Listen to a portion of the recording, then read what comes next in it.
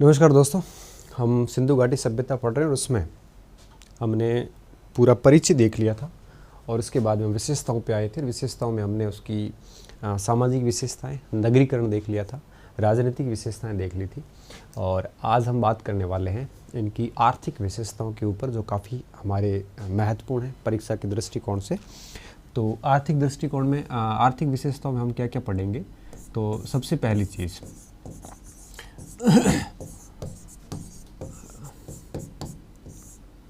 ताकि आर्थिक विशेषताएं, ठीक है, आर्थिक विशेषताएं। अब देखो, आर्थिक विशेषताओं में हम मुख्य रूप से 4 पक्षों का अध्ययन करेंगे। सबसे पहले हम देखेंगे कृषि। ये हड़प्पा के लोगों के जीवन निर्वाह का मुख्य आधार था और कृषि के साथ साथ में पशुपालन, ठीक है, कृषि और पशुपालन सामान्यतः साथ में ही रहते हैं। तीसरा पॉइंट हम देखेंगे कि हड़प्पा के लोग जो है वो व्यापार वाणिज्य भी करते थे, ठीक है, तो आमदनी का मुख्य स्रोत इनका व्यापार वाणिज्य था। कृषि प्रमुख था और व्यापार वाणिज्य आधारित अर्थव्यवस्था थी मुख्य रूप से। और उसके बाद में हम देखेंगे उद्योग, हड़प्पा के उद्योग। ये 4 आयामों पर हम बात करेंगे। किसी भी देश की अर्थव्यवस्था हो वर्तमान में, तो उसमें 5वां आयाम एक और जुड़ जाता है, सेवा क्षेत्र। उस समय सर्विस सेक्टर तो थे नहीं, तो उस समय की जब हम इकोनॉमी पढ़ते हैं तो कृषि, पशुपालन, उद्योग और व्यापार वाणिज्य। प्राचीन भारत पूरे में जहाँ पर भी अर्थव्यवस्था आएगी ये 4 फैक्टर काम करेंगे। कृषि की बात करें तो सबसे पहले आपको अच्छे से पता होगा कि किसी भी खेत में सबसे पहले जुताई होती है। जुताई मतलब खेत जोतना। जब जुताई होती है तो जुताई के बाद में बुआई, ठीक है, कि भाई कौन सी फसल बोई गई। उसके बाद में होती है सिंचाई, सिंचाई कैसे हुई, और सिंचाई के बाद में अंत में आपके एक प्रकार से संग्रहण हो जाता है कि सिंचाई के बाद में फसलें पैदा हो जाती है, पैदा होने के बाद में फसलों का उपयोग हो जाता है। तो ये कृषि के सिस्टम रहते हैं। व्यापार वाणिज्य में क्या रहता है? व्यापार वाणिज्य में रहता है कि भाई किस देश के साथ व्यापार होता था, व्यापार के प्रकार हो सकते हैं, ठीक है, इसके साथ साथ में व्यापार का परिवहन के साधन क्या थे, ये हो सकता है। आयात निर्यात की वस्तुएं हो सकती है कि कौन सी वस्तुएं आयात होती थी, कौन सी वस्तुएं जो है वो निर्यात होती थी। इसके साथ साथ में ये भी हो सकता है कि किन किन देशों के साथ में व्यापार होता था, ठीक है, देशों के साथ में व्यापार होता था, व्यापार के माध्यम क्या थे, कौन सी चीज़ों का व्यापार होता था, ये पूरा हम देखेंगे। और फिर देखेंगे कि मुख्य मुख्य उद्योग है वो कौन कौन से थे। ये पूरा अर्थव्यवस्था है और काफ़ी बड़ा पॉइंट भी है। तो आज अपन इस पूरी क्लास के अंदर इस हड़प्पा कालीन अर्थव्यवस्थाओं को बढ़िया तरीके से समझने वाले हैं, ठीक है।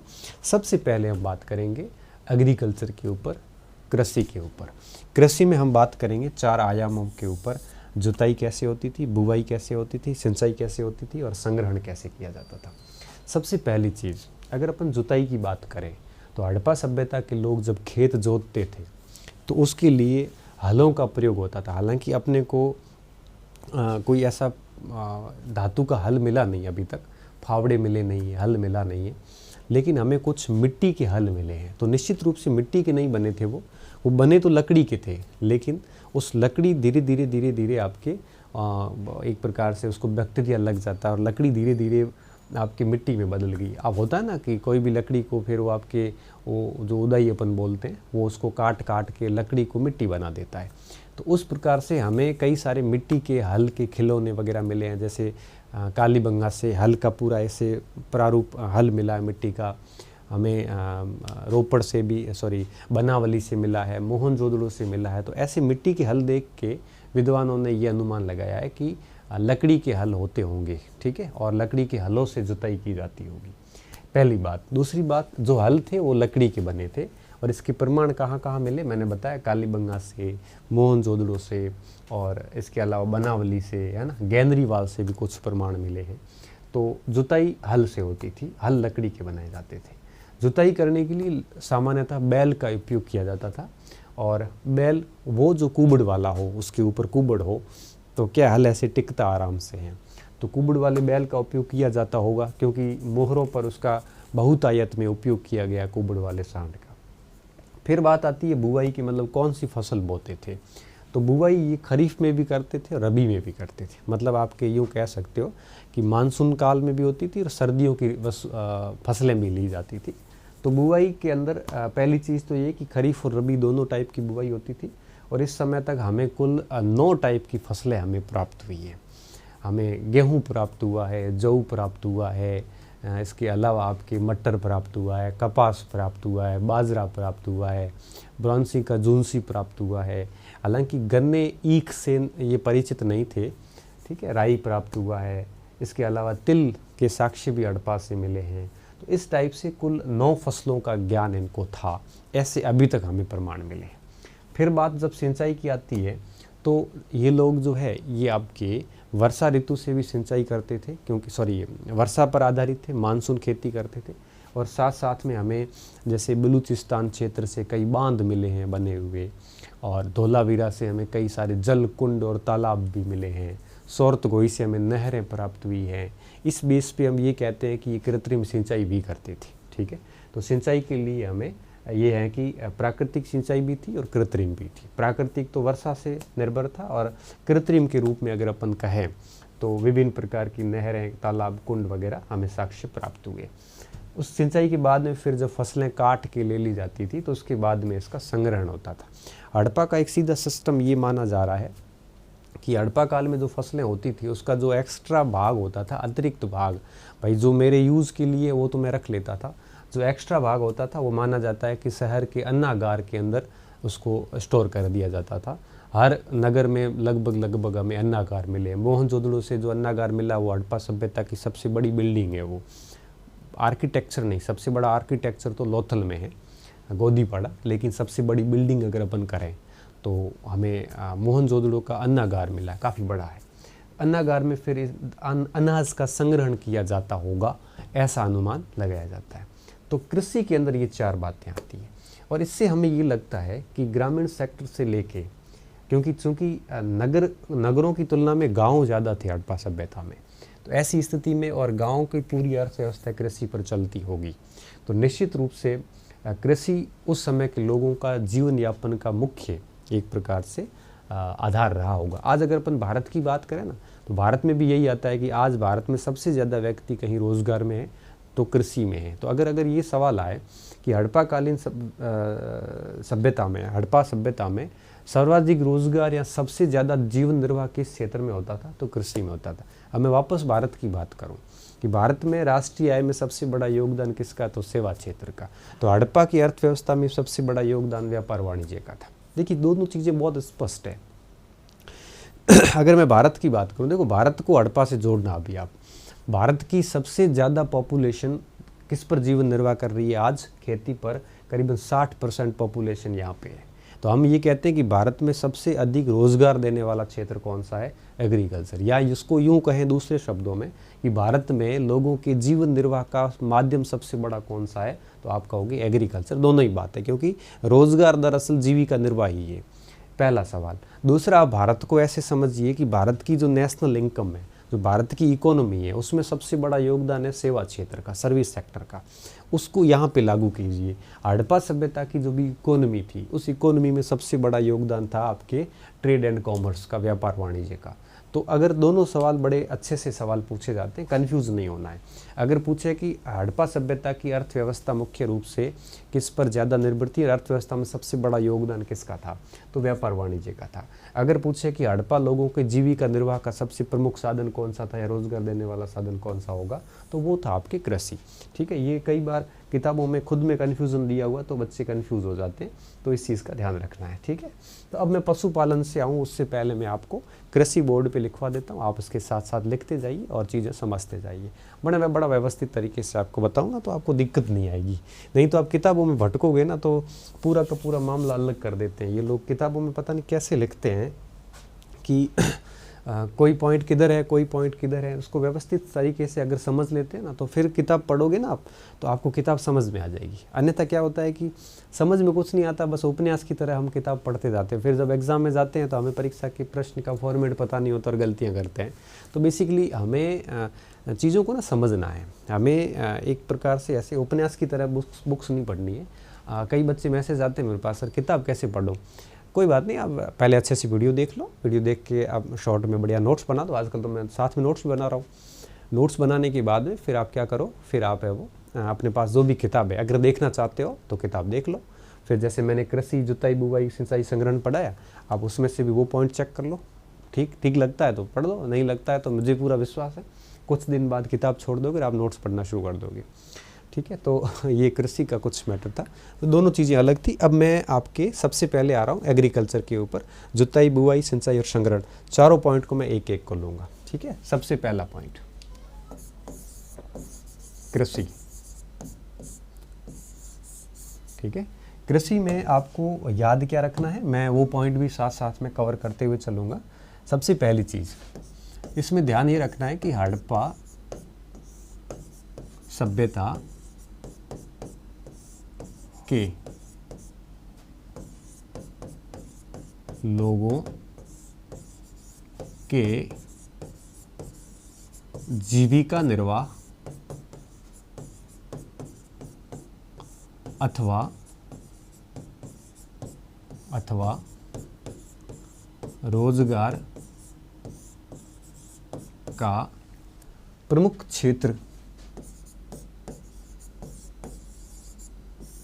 क्षेत्र कृषि था। ये सेम वही बात है जो भारत में आज है। भारत में भी आज ये सेम, अगर मैं यहाँ पे ये लिखूँ ना, भारत के लोगों के जीविका निर्वाह अथवा रोजगार का प्रमुख क्षेत्र कृषि है, तो इसमें कोई गलत नहीं है। ठीक है, सेम बात है। तो पहला पॉइंट तो ये हो गया। दूसरी बात, अब इसके संबंधित विभिन्न आयाम हम समझने वाले हैं। सबसे पहला आयाम हम समझेंगे जुताई के बारे में, कि जुताई कैसे होती थी। ये देखो, ये मैं फॉर्मेट अलग करके इसलिए समझा रहा हूँ कि आपको साक्ष्य रटने में दिक्कत नहीं आएगी, आराम से इसको आप कर लोगे। ठीक है, तो देखिए जुताई के लिए आप क्या लिखोगे, जुताई के लिए लकड़ी के हलों का उपयोग किया जाता था।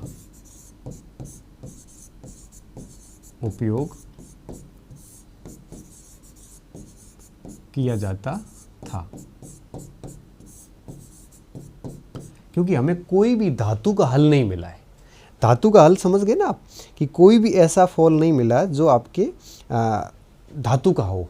ठीक है, ऐसा कोई भी हल हमें नहीं मिला है, हलों का उपयोग किया जाता था। अब देखिए एक चीज़ और, हम लकड़ी के हल क्यों कह रहे हैं, क्योंकि अब यह मिट्टी में कन्वर्ट हो चुके हैं और हमें जो मिले ना, तो वो मिट्टी के हल मिले। तो कई बार परीक्षा में ऐसे सवाल आता है कि मिट्टी के हल कहाँ मिले। तो मिट्टी के हल अगर कहीं सवाल आए ना, तो आप इसमें ऐसे कंफ्यूज नहीं होना कि सर ने लकड़ी लिखवाया है और परीक्षा में मिट्टी कहाँ क्यों आ रहा है, क्योंकि बेसिकली हमें मिला ही मिट्टी के रूप में है, लेकिन वो था लकड़ी का, और लकड़ी फिर मिट्टी बन गई, उसमें उदबिला वो क्या बोलते हैं वो लग जाता है। ठीक है, तो फिर वो एक प्रकार से धीरे धीरे लकड़ी मिट्टी बन जाती है। ऐसा अपने घरों में भी हो जाता है, 1-2-4 साल तक अपन किसी चारपाई को, लकड़ी के किसी आइटम को नहीं देखते ना, तो धीरे धीरे भुरभुरा के और मिट्टी होना वो शुरू हो जाता है। तो लकड़ी के हलों का उपयोग किया जाता है। हमें कोई धातु का हल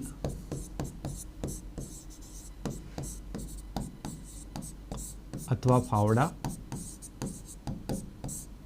प्राप्त नहीं हुआ।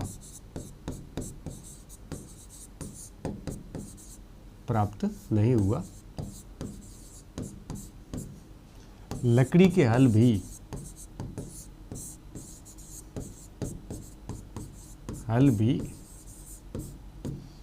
मिट्टी के रूप में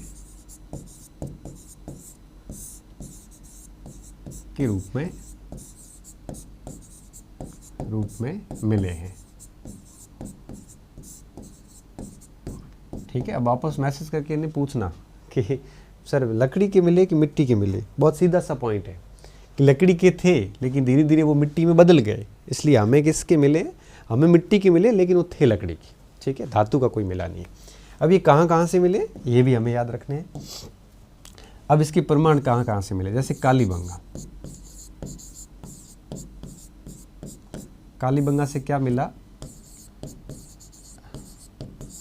लकड़ी का, जो मैं देखो ऑब्लिक करके मिट्टी लिख रहा हूँ, हल मिला है, साथ में एक जुता हुआ खेत भी मिला है।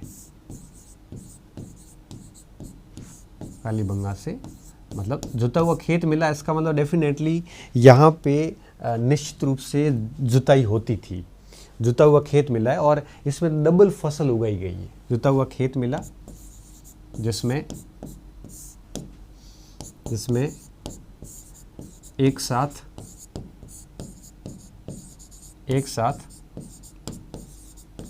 दो फसलें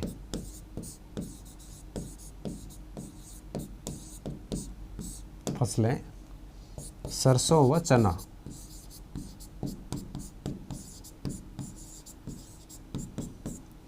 उगाई गई।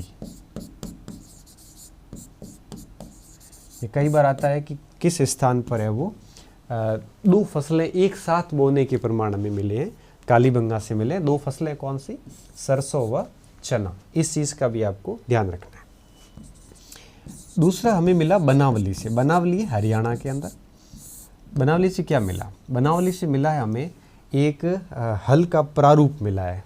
ठीक है, मतलब लकड़ी का हल है और उसका पूरा का पूरा हमें एक स्ट्रक्चर मिला है। ठीक है, ऐसा माना जाता है कि उससे हल बनाया जाता होगा।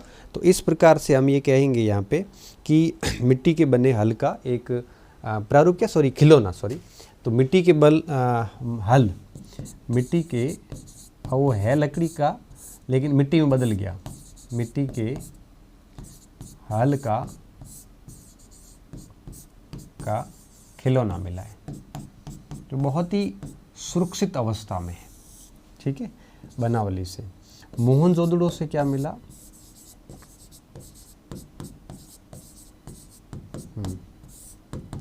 ठीक है, देखिए खिलौना हो सकता है वो थोड़ा छोटा होगा, बाकी हल होता तो खुद बड़ा होता। आप उसको साथ साथ में लिखते जाइए, मैं बार बार दूर हो रहा हूँ ताकि आपको किसी भी प्रकार की दिक्कत ना आए। ठीक है, तो ये चीज़ हो गई।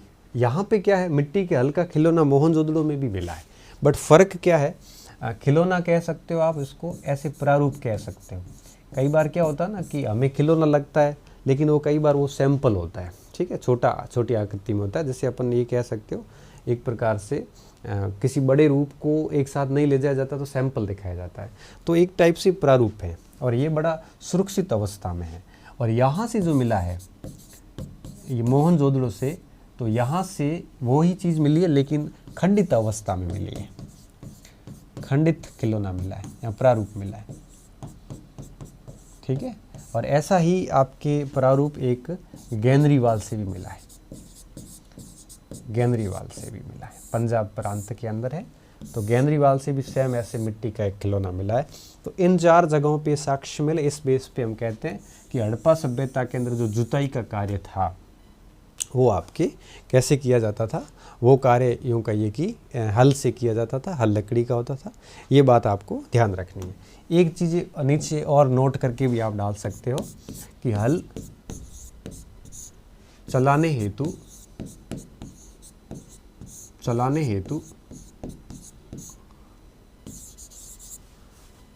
कुबड़ वाले बैल का उपयोग होता था। उपयोग किया जाता था। ठीक है, इस कारण मोहरों पर इसका अंकन बहुतायत में हुआ है। अंकन बहुतायत में हुआ। ठीक है, तो इसको आपको ध्यान रखना। ये जुताई आपको उम्मीद कर रहा हूँ समझ में आ गई होगी, मैं थोड़ा हट रहा हूँ, आप इसको आराम से लिख लो। ठीक है, अब देखिए जुताई हो गई। अब जुताई के बाद में अब हम देखते हैं बुआई कैसे होती थी। दूसरे नंबर पे बुआई। तो बुआई में आपको क्या क्या ध्यान रखना है, पहले मैं सबसे पहले बता देता हूँ कि इस सभ्यता में या इस काल में खरीफ व रब्बी दोनों प्रकार की फसलें ली जाती थी। ये बातें मैं इसलिए बता रहा हूँ कि जब सवाल बनता है परीक्षा में तो ऐसे आता है कि निम्नलिखित में से कौन सा कथन हड़प्पाकालीन कृषि के संबंध में सही है कि नहीं है, और फिर क्या होता है वो प्रश्न इस प्रकार से दे दिया जाता है कि वहाँ पे केवल खरीफ की फसलें ली जाती थी, हमें ये हुआ, मतलब वो प्राप्त हुआ, ये प्राप्त हुआ। तो ऐसे 4 कथन आ जाते हैं, तो थोड़ा ध्यान रखना है इसमें। दोनों प्रकार की फसलें ली जाती थी, फसलें ली जाती थी। अभी तक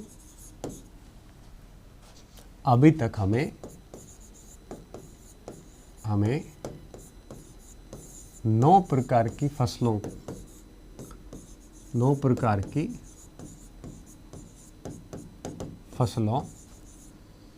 के प्रमाण मिले हैं। कितने? 9 प्रकार की फसलों के प्रमाण मिले हैं, जिनमें आपके गेहूं व जौ प्रमुख फसलें थी। ठीक है, तो देखिए आज तक हमें कुल कितनी फसलों के प्रमाण मिले हैं? हड़प्पा सभ्यता से टोटल 9 फसलों के प्रमाण मिले। ठीक है, अपन एक एक के बारे में देखते हैं। सबसे पहले हम देखते हैं गेहूं के बारे में, क्योंकि गेहूं इनकी मेजर फसल थी, मेन फसल थी गेहूं।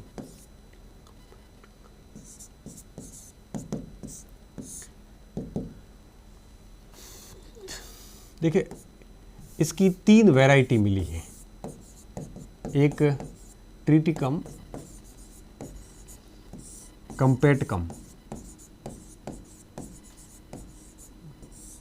व एक इसकी और भी वैरायटी है, उसका नाम है स्फोरोकोकम।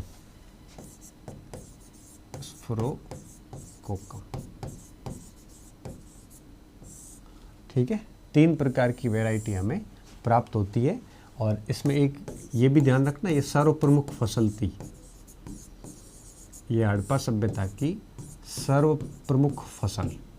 ठीक है, अगर ये सवाल सीधा आता है, कई बार बहुत सरल सवाल आता है कि हड़प्पा सभ्यता की मुख्य फसल कौन सी थी, तो आपके पास उत्तर है ट्रिटिकम, कंपेटकम, वस्फोरकोकम। ये तो वैरायटी थी, और हड़प्पा की जो मुख्य फसल थी वो थी विद्यार्थियों गेहूं। इसमें आपको बढ़िया तरीके से याद रखना है।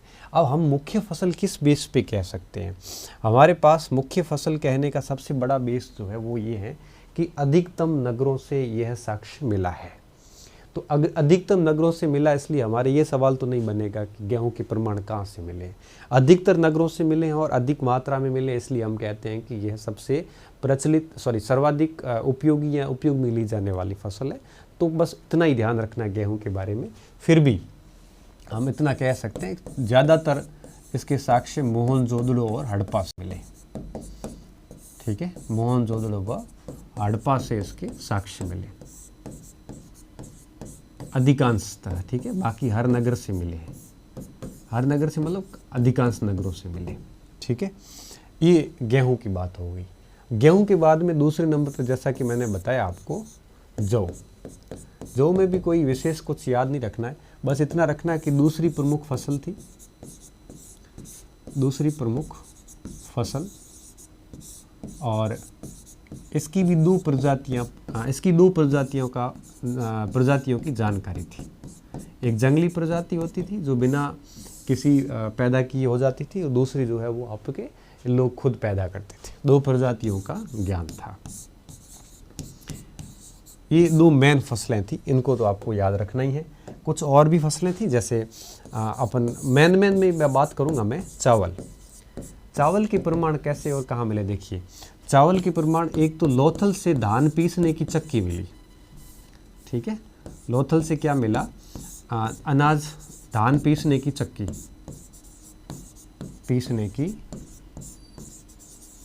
मिली। अब यहाँ से चक्की मिली है, इसका मतलब साफ है कि यहाँ पे है वो चावल के प्रमाण हमें प्राप्त होते हैं। तो आप अपन कह सकते हैं कि यहाँ पर जो है वो चावल पैदा की जाती होगी। ठीक है, इसके साथ साथ में रंगपुर, वो भी गुजरात में ही है, रंगपुर से हमें धान की भूसी प्राप्त हुई है, धान की भूसी प्राप्त हुई है। ठीक है, इसके साथ साथ में विद्यार्थियों लोथल हो गया, रंगपुर हो गया, हुल्लास, हुल्लास उत्तर प्रदेश अपन ने पहले देखा। यहाँ से चावल की खेती के स्पष्ट प्रमाण मिलते हैं, चावल की खेती के प्रमाण मिलते हैं। ठीक है, चावल की खेती के हमें स्पष्ट प्रमाण किस नगर से मिलते हैं, तो हम कहेंगे हुल्लास से प्राप्त होते हैं। तो लोथल, रंगपुर, हिल्लास, ये 3 क्षेत्र आपको बढ़िया से याद रखने, ये होंगे चावल के। ये कई बार प्रश्न आता है। चौथा मेन याद रखना विद्यार्थियों, बाजरा। बाजरे के प्रमाण कहाँ कहाँ से मिले, देखो रोजदी से मिले, रोजदी है गुजरात के अंदर। इसके साथ साथ में लोथल से भी मिले। ठीक है, इसके साथ साथ में बाजरे के प्रमाण रंगपुर से भी मिले, ये भी गुजरात में। और इसके साथ साथ बाजरे के प्रमाण कुछ कालीबंगा से भी वर्तमान में प्राप्त हुए हैं। तो ये 4 ऐसे स्थान हैं जहाँ से हमें बाजरे के प्रमाण मिले हैं। ठीक है, और 4 क्या, एक आपके सुरकोटड़ा से भी मिले हैं, गुजरात से सुरकोटड़ा से भी मिले हैं। आजकल तो हड़प्पा से भी मिल गए हैं सुरकोटड़ा। तो जब इतने सारे क्षेत्र हो तो हड़प्पा से भी मिल गए हैं, तो बहुत सारे स्थानों से प्राप्त हुए। ये चौथी मेन फसल थी। इसके अलावा 5वीं फसल, ये सबसे इम्पोर्टेंट है परीक्षा के दृष्टिकोण से, वो है आपके कपास। कपास, देखो कपास का दुनिया में पहली बार खेती किसी ने करी, तो वो करी सिंधु घाटी सभ्यता के लोगों ने। इससे पहले कपास की खेती का हमें कभी कोई प्रमाण नहीं मिलता। कपास की खेती सर्वप्रथम सिंधु घाटी सभ्यता में भी। ठीक है, तो ध्यान रखना, विश्व में सर्वप्रथम, ठीक है, कपास की खेती दुनिया में सबसे पहले कहाँ पे हुई थी, सिंधु घाटी सभ्यता में। पहली चीज़, चूँकि सिंधु घाटी नदी के किनारे होती थी, इसलिए इसको यूनानी लोगों ने सिंडन नाम दिया कपास को। ठीक है, सिंधु के किनारे होने के कारण, सिंधु क्षेत्र में होने के कारण यूनानियों ने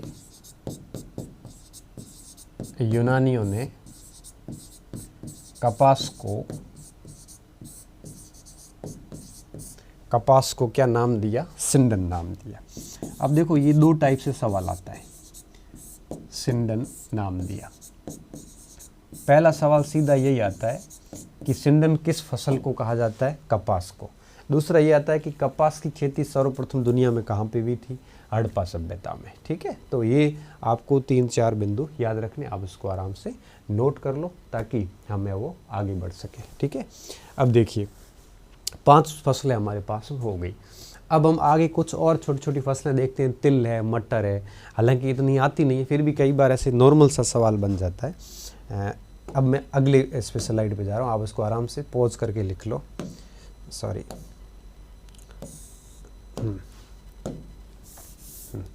अब अन्य फसलों की अगर मैं बात करूं, अन्य फसलें कौन कौन सी हैं और जो हमें ध्यान में रखनी है। अन्य फसलों में तिल है, जो कि आपके हड़प्पा से मिला। इसके साथ साथ में आपके मटर व खजूर भी हड़प्पा से मिले। कहाँ से मिले, हड़प्पा से। इसके साथ साथ में आपके एक नई फसल और आती है, ब्रांसिका जूसी, पता नहीं क्या है, कौन सी फसल है ये, फसल के भी प्रमाण मिलते हैं। और भी बहुत सारी फसलें हैं, तो ये कुछ और फसलें थी, 5 इधर लिख ली थी, 8 4 ये हो गई। तो कुल मिला के 8-9 फसलों का इनको ज्ञान था। और एक नोट करने योग्य बात ये कि इनको किस फसल का ज्ञान है वो नहीं था। तो ईख गन्ने का ज्ञान नहीं था, रागी का भी मानते कि ज्ञान नहीं था। ईख गन्ना व रागी का ज्ञान हड़प्पा सभ्यता के लोगों को नहीं था। हड़प्पा सभ्यता के लोगों को नहीं था।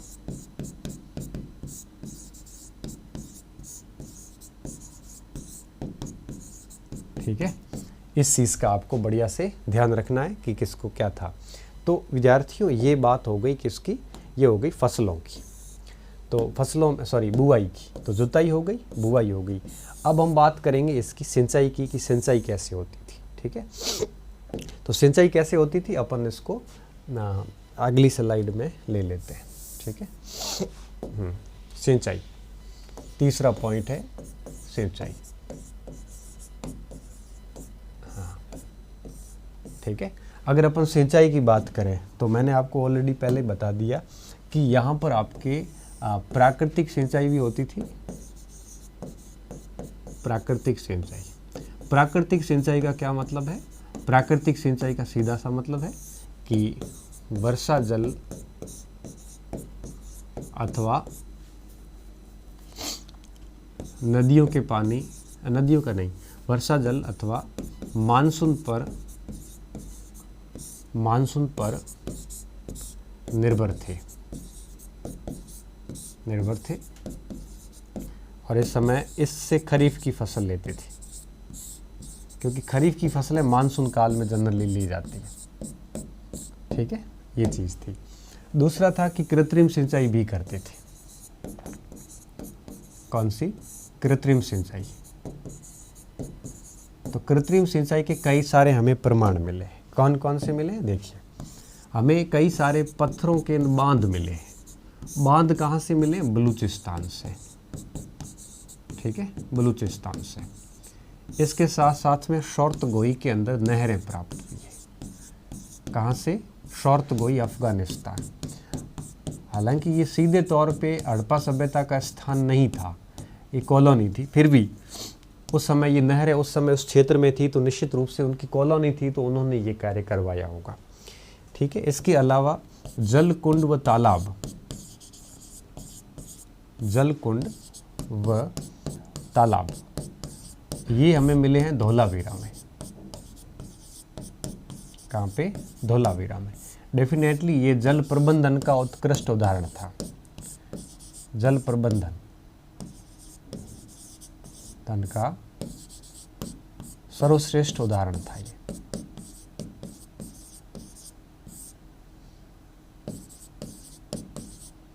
उदाहरण। ठीक है, कुएं भी मिले हैं, जल और साथ में कुएं भी। ठीक है, तो ये जल कुंड, तालाब, कुएं, ये सारे सारे वाटर मैनेजमेंट कहाँ होता था? ये धोलावीरा के अंदर होता था। ठीक है, तो धोलावीरा हमारे काफ़ी इम्पोर्टेंट है परीक्षा के दृष्टिकोण से। और कुछ कुएं हमें अलाहादीनों से भी मिले हैं, धोलावीरा से भी मिले हैं, तो ये भी मैं नीचे लिख लेता हूँ। कुएं कहाँ से मिले? अलाहादीनों। ठीक है, तो ये 4 मेन प्रमाण हैं कृत्रिम सिंचाई के। एक बार सेकंड ग्रेड में नहरों का पूछा गया था, जल कुंड तालाब का तो विद्यार्थियों कई बार है वो पूछा जाता है। ठीक है, अब बात ये भी आती है कि इन कुओं से जल कैसे निकालते होंगे।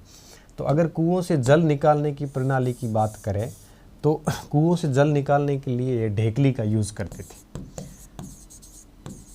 ढेकली अर्थात साडफ बोलते हैं इसको, साडफ का उपयोग जल निकासी हेतु करते थे। रहट नहीं था उस समय। ठीक है, और ये क्या था? ढेकली निकासी हेतु। और ये लंबी लकड़ी लाके और एक तरफ आपके पत्थर बांधते थे, एक तरफ पानी का वो बांध देते थे, और फिर नीचे लेके पत्थर की सहायता से पानी को बाहर निकाला जाता था। ऐसा कुछ सिस्टम था इसमें, एग्जैक्टली मुझे नहीं पता क्या था। ठीक है, तो कृत्रिम सिंचाई के प्रमाण हो गए और इस प्रकार से हो गया। ये तो बात होगी विद्यार्थियों सिंचाई की।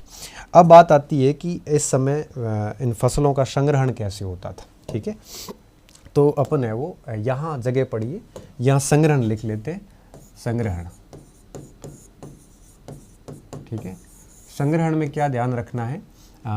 संग्रहण हेतु अन्नागार बनाए जाते थे। संग्रहण हेतु क्या बनाया जाता था? अन्नागार बनाए जाते थे। अन्नागार बनाए जाते थे। ठीक है, बनाए जाते थे जहाँ पे अन्न संग्रहित किया जाता था। ऐसा माना जाता था कि आपदाओं के समय या अनफोर्सीन जैसी कुछ स्थिति बन जाती है तो ऐसी स्थिति में ये लोग क्या करते थे, अन्नागार के अन्न का उपयोग जो है वो किया करते थे। ठीक है, ऐसे हमें कई सारे अन्नागार मिले हैं, हड़प्पा से मिले हैं, मोहनजोदड़ो से मिले हैं, है ना, हड़प्पा मोहनजोदड़ो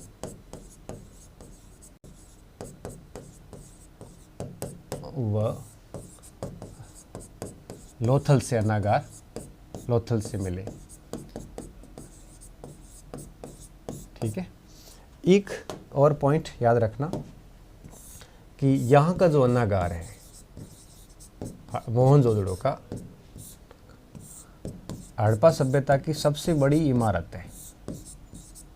एक एनसीईआरटी के लेक्चर में मैंने खुद ने गलती से स्नानागार बोल दिया था क्योंकि मैंने पढ़ा ही गलत था। ठीक है, फिर मैंने उसको काफ़ी रिसर्च करके लास्ट में मैं निष्कर्ष पे पहुंचा हूँ, अन्नागार हड़प्पा सभ्यता का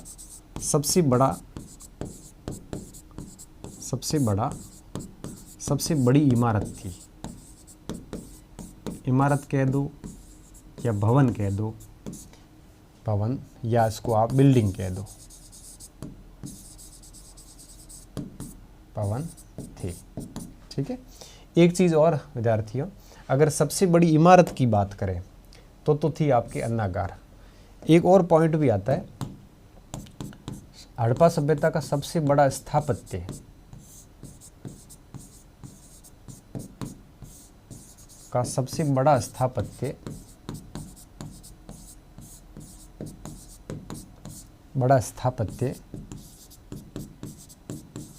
स्थापत्य मतलब आर्किटेक्चर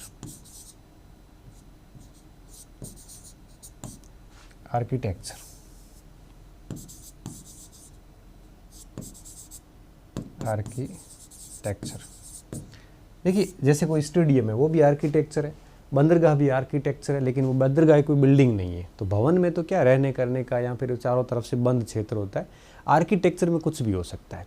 तो हड़प्पा सभ्यता का सबसे बड़ा आर्किटेक्चर लोथल का गोदीवाड़ा है। लोथल का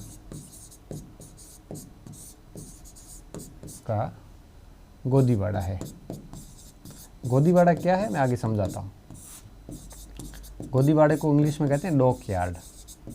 डॉक यार्ड का सीधा मतलब ये होता है, संक्षिप्त में ये समझ लीजिए, जहाँ जहाज खड़े रहते हैं उसे अपन डॉक यार्ड बोलते हैं। ठीक है, जहाज पोर्ट पर आता है, फिर उस पोर्ट से डॉक यार्ड में उसको स्थानांतरित कर दिया जाता है। ठीक है, तो इस प्रकार से संग्रहण हो जाता है। तो अभी तक देखो हमने क्या क्या पढ़ा, कृषि पूरी कर ली। कृषि में हमने जुताई देख लिया, बुवाई देख लिया, सिंचाई देख लिया, संग्रहण देख लिया। कृषि में बस इतने ही सवाल बनते हैं। अब हम आते हैं पशुपालन के ऊपर। हड़प्पा के लोग किस तरह से पशुपालन करते थे। पशुपालन के अंदर हमें कौन कौन सी बातों का विशेष तौर पे ध्यान रखना है, उनके बारे में हम देखेंगे। सबसे पहली चीज़, यहाँ पे कई सारे पशु मिले हैं, तो आपको किसी एक पशु का नाम याद रखने की ज़रूरत नहीं है, बहुत सारे पशु मिले हैं। और सबसे बड़ी बात जो विद्यार्थियों हैं वो ये कि हड़प्पा से जो पशु मिले उनमें से 3 पशुओं के सवाल परीक्षा में अक्सर पूछे जाते हैं। एक ऊँट का, एक घोड़े का और एक गाय का। ठीक है, बाकी हाथी वगैरह ये सारे के सारे उस समय थे, कोई दिक्कत नहीं है। मरण मूर्तियों पर हम और पढ़ेंगे आगे, लेकिन इन 3 पशुओं के बारे में हमें विशेष तौर पे ध्यान रखने की ज़रूरत है। और साथ साथ में हमें ये भी ध्यान रखना है कि शिकारपुर गुजरात के अंदर और नेस्ती नगर पाकिस्तान के अंदर ये पशुपालन के 2 बड़े केंद्र थे। तो पशुपालन के अंदर हमें इन 3 पशुओं का ध्यान रखना है, गाय, घोड़ा और साथ में ऊँट, थोड़ा बहुत हाथी भी देख लेंगे, और एक राइनो, एक सींग वाला गेंडा जिसे कहते हैं, जो कि केवल आमरी से ही मिला और कहीं से नहीं मिला। ये 5 पशुओं को आपको थोड़ा सा ठीक ठाक याद रखना है। और साथ में ये ध्यान रखना है कि नेस्दी नगर और शिकारपुर पशुपालन के प्रमुख केंद्र थे। इससे ज़्यादा पशुओं के कोई सवाल नहीं बनते।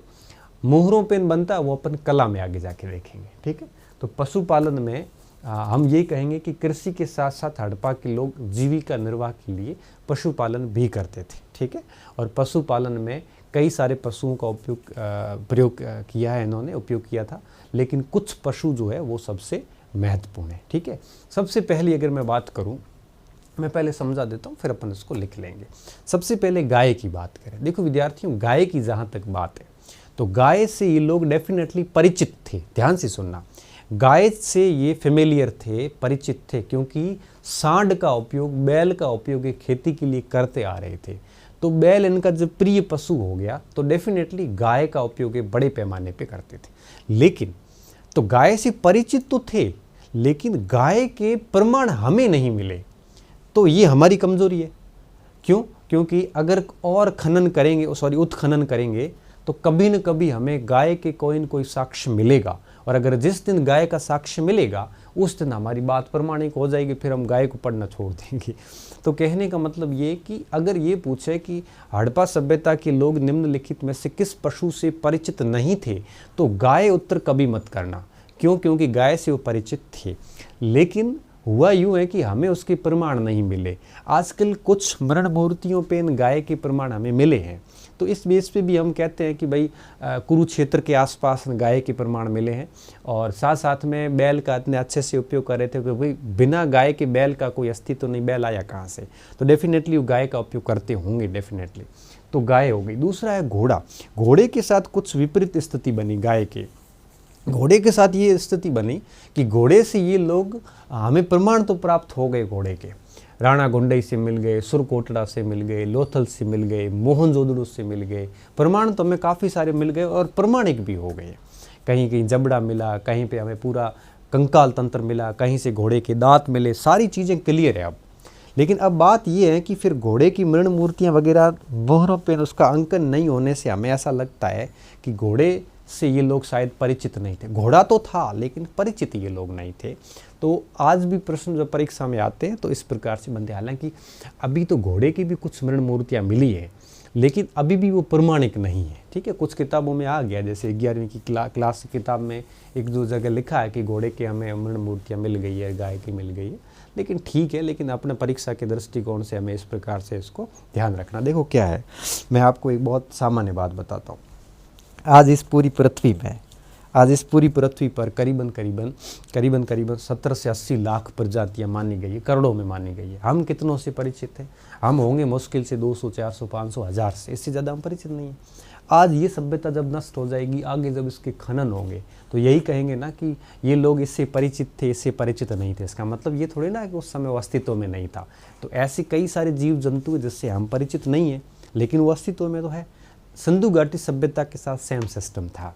घोड़ा उस समय था ज़रूर, उसके प्रमाण भी मिल गए, लेकिन ये लोग उससे परिचित नहीं थे। उनको ये नहीं पता था कि घोड़ा किस काम का है, या घोड़े का उपयोग हमें कैसे करना है, घोड़े का यूज़ नहीं लेते थे। ठीक है, तो या फिर ये हो सकता है कि उन्होंने घोड़ा कभी देखा ही नहीं हो, घोड़ा जंगलों में थे और वो मर गए और फिर हमें प्रमाण मिल गए लेकिन उनके संपर्क में नहीं आए। ये भी हो सकता है कि घोड़े से परिचित थे लेकिन घोड़े का उन्होंने कभी यूज़ नहीं लिया हो। तो कुछ भी सिस्टम हो सकता है, लेकिन हमें क्या ध्यान रखना, परीक्षा के एंगल से हमें दो चीज़ें ध्यान रखनी है। अगर ये पूछे कि किस जानवर से परिचित नहीं थे तो कहोगे घोड़े से नहीं थे, और किस जानवर के साक्ष्य नहीं मिले तो गाय के नहीं मिले। बस ये दो बातें आपको ध्यान रखनी है। तीसरा है ऊँट। ऊँट के कालीबंगा से भी साक्ष्य मिले, लोथल से भी मिले, कई जगहों से मिल गए। ऊँट के तो अभी कुछ मोहरों मूर्तियों पे भी एक प्रकार से उनका नामकरण हो गया है। एक है एक सींग वाला गेंडा, राइनो जिसे बोलते हैं, आजकल काजीरंगा असम में हमें प्राप्त होता है। तो एक सींग वाला गेंडा भी हमें आमरी से प्राप्त हुआ, आमरी सिंध के आसपास पाकिस्तान में। हाथी के हमें हड़प्पा से, मोहनजोदड़ो से प्राप्त हो गए। गुजरात के कई स्थानों से हाथी के प्रमाण मिले। इस आधार पर कहते हैं कि हाथी का पालन गुजरात में होता होगा। तो ये 4 मेन पशुओं के हमें ध्यान रखने हैं, और नेस्दी नगर और शिकारपुर पशुपालन के मुख्य केंद्र थे।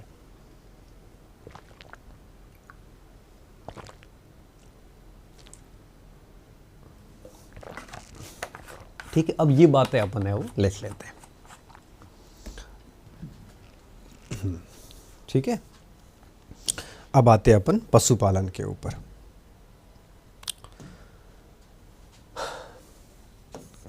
पशुपालन, ठीक है।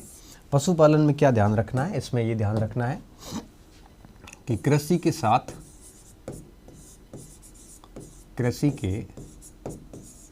साथ हड़प्पा काल। देखो मैं हड़प्पा लिख रहा हूँ, जिसका मतलब आप ये मत समझना कि हड़प्पा नगर की बात कर रहा हूँ, मैं पूरी सभ्यता की बात कर रहा हूँ यहाँ पे। ठीक है ना, तो हड़प्पा काल के लोग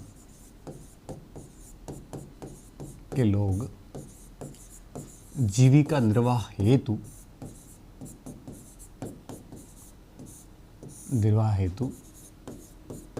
अब देखो, खेती और जो पशुपालन हो रहा था, इसके पीछे कोई व्यावसायिक उद्देश्य नहीं थे। इसका उद्देश्य सिर्फ और सिर्फ जीवन यापन करना था। तो खेती भी आपको पता है ना, 2-3 टाइप की होती है।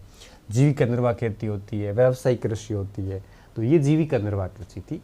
मतलब इसका मतलब सीधा सा ये था कि बस घर चल जाए और अपना पेट पालन पोषण हो जाए। बाकी इसके पीछे कोई ऐसे फिनेंशियल या यूँ कोई वित्तीय उद्देश्य नहीं थे, व्यावसायिक उद्देश्य नहीं थे इसके। ठीक है, काल के लोग जीविका निर्वाह हेतु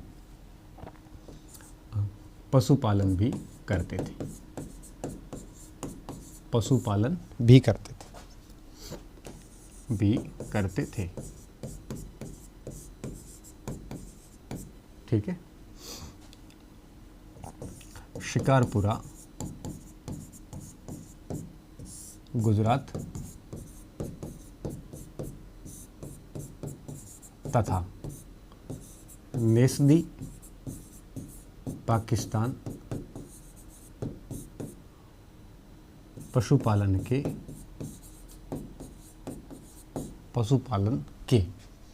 प्रमुख केंद्र थे।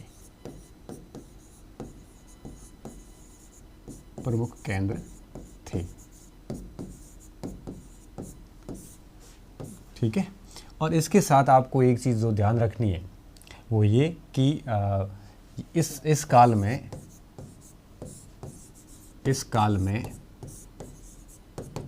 विभिन्न पशुओं के प्रमाण मिले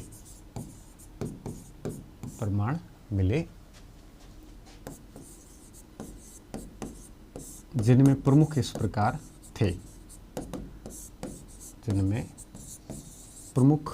प्रकार है। तो कई सारे पशु मिले। जब कई सारे मिले हो तो आपको कुछ मुख्य है वो याद रखने चाहिए। ठीक है, सबसे पहला हम लेते हैं गाय। ठीक है, अब गाय में आपको ये ध्यान रखना है कि कुछ मृद भांडों पर चित्रांकन और बैल की मौजूदगी इस बात को प्रमाणित करती है कि ये लोग गाय से परिचित थे, लेकिन हमको इनके साक्ष्य नहीं मिले। सवाल सीधा यही आता है कि हड़प्पा काल के लोग किस पशु से परिचित नहीं थे या किस पशु के साक्ष्य नहीं मिले। एक का उत्तर घोड़ा है, एक का उत्तर गाय है। ठीक है, क्या क्या ध्यान रखना है कि कुछ मृद भांडों पर चित्रांकन तथा बैल की मौजूदगी के आधार पर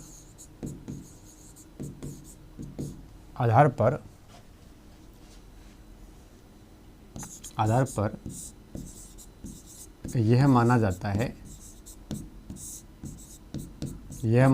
है कि इस काल के लोग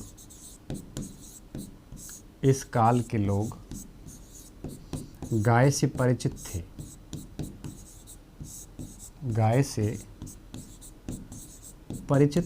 थे,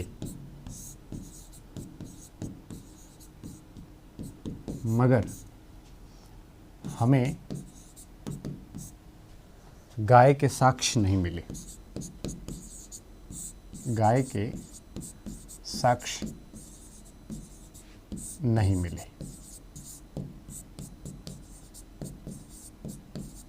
ठीक है, तो इसमें 2 पॉइंट आपको याद रखने हैं। गाय से परिचित थे, ठीक है, मगर गाय के साक्ष्य नहीं मिले। ये बात आपको याद कर लेनी है। विभिन्न किताबों में भिन्न भिन्न बातें लिख ली है बच्चों को कंफ्यूज करने के लिए, बस आप इस चीज़ का ध्यान रखना। अब मैं आता हूँ घोड़े पर। ठीक है, घोड़े की बात करते हैं। अब अगर घोड़े की मैं बात करूं तो बिल्कुल सीधा सा सिस्टम है।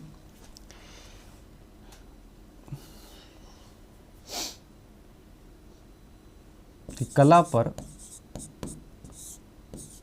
कला मतलब मृदभांड कला, मूर्ति कला, मुहर कला, है ना, मनकों की कला, कला पर चित्रांकन नहीं मिलने के कारण, तो आप कहोगे सर इस चित्रांकन तो इसका भी नहीं मिला, हालांकि इसका तो अब कुछ मिल गया है, पहले इसका भी नहीं था। अब घोड़े के भी कुछ जगह कुछ चित्रांकन मिले, लेकिन अभी ये प्रूव नहीं है कि ये घोड़ा है या नहीं है, ठीक है। जब तक प्रमाणिकता नहीं हो जाती तब तक हम इसको ऐसे याद नहीं करेंगे, ठीक है। तो कला पर चित्रांकन नहीं मिलने के कारण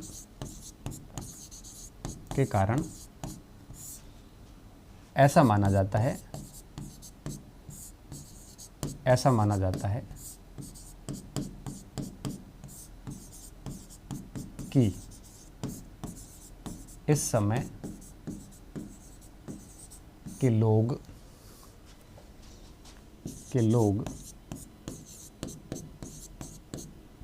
घोड़े से परिचित नहीं थे,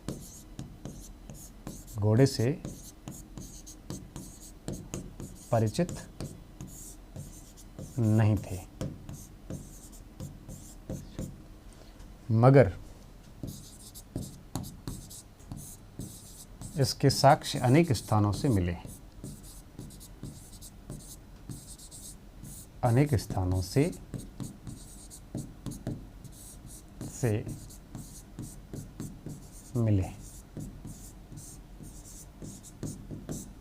ठीक है। तो इसमें देखो, इसमें वापस वही बात सेम निकल के आई है कि इसमें घोड़े से परिचित ही नहीं थी, ठीक है। इधर क्या था, गाय से परिचित थे, इधर घोड़े से परिचित नहीं थे। इधर साक्ष्य नहीं मिले, पर इसके अनेक स्थानों से साक्ष्य मिले, साक्ष्य मिले।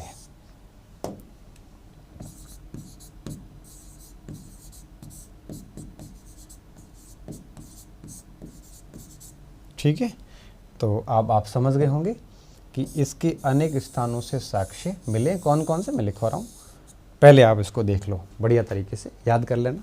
सवाल घोड़े का अक्सर पूछा जाता है, घोड़े या गाय का। तो घोड़े के और गाय के संबंध में क्या क्या बातें थी मैंने कंप्लीटली बता दी। मुझे पूरी उम्मीद है आपको ये बात समझ में आ गई होगी, ठीक है। अब मैं इसको अगली स्लाइड पे ला रहा हूँ। अब घोड़े के प्रमुख साक्ष्य कहाँ कहाँ मिले, ये पॉइंट अपन क्लियर कर लेते हैं। अगर मैं सबसे पहला पॉइंट बात करूं घोड़े के साक्ष्यों की, तो लोथल से हमें क्या मिला है, लोथल से एक जबड़ा मिला है।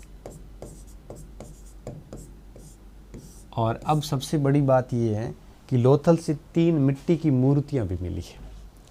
अब देखो, ये मिट्टी की मूर्तियां इस बात को अब गलत सिद्ध कर देगी कि घोड़े से ये लोग परिचित थे, लेकिन अभी तक प्रमाणिक नहीं हो पाया बस, ठीक है, कि ये मृण मूर्तियां वास्तव में घोड़े की ही है या नहीं है। इसलिए आज के लिए प्रश्न आना बंद हो गया, ठीक है। जबड़ा मिला और 3 मृण मूर्तियां लोथल से प्राप्त हुई, ठीक है। तो इसके बेस पे क्या लगता है, इसके बेस पे लगता है कि ये परिचित होंगे। हालांकि अभी भी परीक्षा में अब ये सवाल नहीं आएगा, फिर भी आ जाता है तो उत्तर घोड़ा ही होगा फिर। क्यों? क्योंकि दूसरे ऑप्शंस में गाय मिलती है आपको, और आपको फिर पता चल जाएगा उसका उत्तर घोड़ा है। बट ज़्यादा ऐसे आधुनिक बन के और ऐसे मत करना, नहीं घोड़े की तो मृण मूर्तियाँ हैं, ये हैं वो है, कुछ नहीं होगा। आरपीएससी के जब सवाल बनते हैं तो अगर उसने सवाल कर लिया तो फिर घोड़ा मेहरबानी करके उत्तर करके आ जाना, ठीक है। जबड़ा और 3 मृण मूर्तियाँ, ठीक है। दूसरा, मोहनजोदड़ो से भी एक मृण मूर्ति मिली है।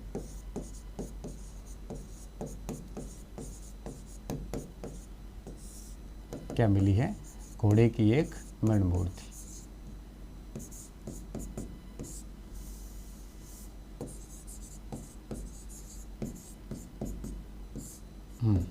ठीक है। इसके अलावा तीसरा, राणा गुंडई, पाकिस्तान अपन लिख चुके हैं पहले ही। राणा गुंडई से घोड़े के दांत प्राप्त हुए, घोड़े के दांत मिले, ठीक है। सुरकोटड़ा से क्या मिला? घोड़े का कंकाल तंत्र, घोड़े का कंकाल तंत्र, हड्डियां मिली हो। कंकाल तंत्र में हड्डियां ही होती और होता कुछ नहीं है। ठीक है, तो ये 4 मेन साक्ष्य हैं जो हमारे को विभिन्न स्थानों से प्राप्त हुए। ठीक है, तो देखिए ये गाय हो गई, घोड़ा हो गया। अब तीसरे पॉइंट पे आते हैं अपन, ऊंट पे।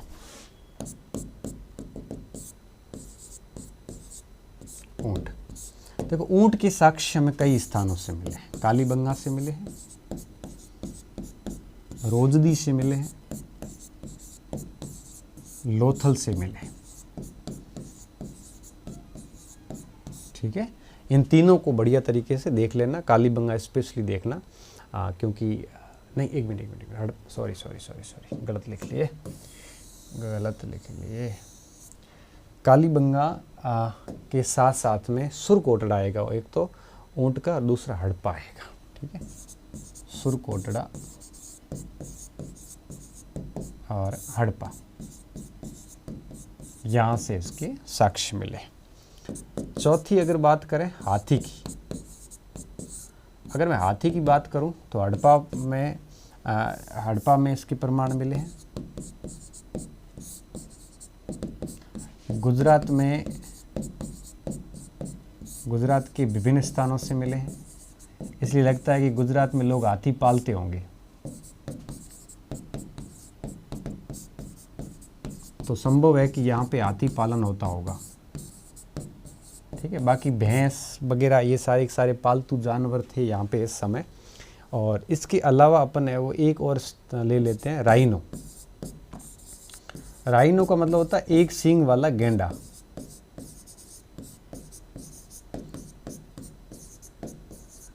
यूनिकॉर्न टाइप आएगा आगे। ठीक है, अब राइनो के प्रमाण हमें मिलते हैं आमरी से, केवल आमरी से, और कहीं से भी प्राप्त नहीं होते। ये विद्यार्थियों बातें थी पशुपालन की, अच्छे से देख लो इसको, ताकि परीक्षा में हमारे गलत ना हो जाए। ठीक है, तो पशुपालन की बात हो गई। अब अपन पशुपालन की बात के बाद में फिर आते हैं हम व्यापार वाणिज्य के ऊपर। ये कर लिया। अब अपन करेंगे व्यापार वाणिज्य की बातें, कि इस समय ट्रेड एंड कॉमर्स कैसे चलता था, व्यापार वाणिज्य कैसे चलता था, उसको थोड़ा सा अपन देख लेते हैं। इसमें हम 2-3 चीज़ें देखेंगे। सबसे पहली चीज़ ये कि जो हड़प्पा सभ्यता का व्यापार वाणिज्य होता था, ये आंतरिक भी होता था, बाहरी भी होता था। आंतरिक व्यापार में इतना ज़्यादा कुछ है नहीं, बाहरी व्यापार हमारे लिए महत्वपूर्ण है। ठीक है, अब बाहरी व्यापार होता था, निश्चित रूप से बाहरी व्यापार होता था, आंतरिक भी था, बाहरी भी था, दोनों प्रकार हो जाएंगे। अब जब बाहरी व्यापार होता था तो किस रास्ते से होता था? जल रास्ते से भी होता था, थल रास्ते से भी होता था। अब बात ये भी है कि थल रास्ते से ज़्यादा होता था कि जल रास्ते से, तो थल रास्ते से कम होता था, जल रास्ते से ज़्यादा होता था। क्या कारण है ये भी मैं बताऊंगा। फिर ये भी बात आती है कि फिर बाहर किन देशों के साथ में होता होगा। तब आता है कि सबसे ज़्यादा मोहनजोदड़ो के मेसोपोटामिया के साथ सबसे ज़्यादा व्यापार होता था। ठीक है, तो बाह्य व्यापार होता था, जल रास्ते से होता था, मेसोपोटामिया के साथ में होता था। और फिर हम देखेंगे कि कौन कौन से मुख्य रूप से आयात किए जाते थे और कौन कौन से मुख्य रूप से निर्यात किए जाते थे। ये सारे के सारे 4 पॉइंट है वो हम यहाँ पे अभी देखने वाले हैं।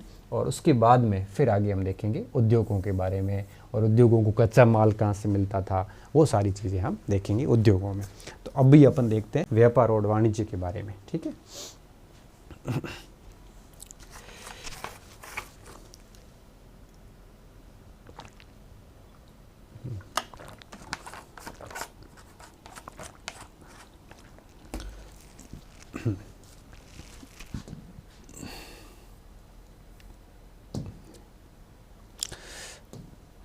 अब अपन इसको समझ सकते हैं आराम से।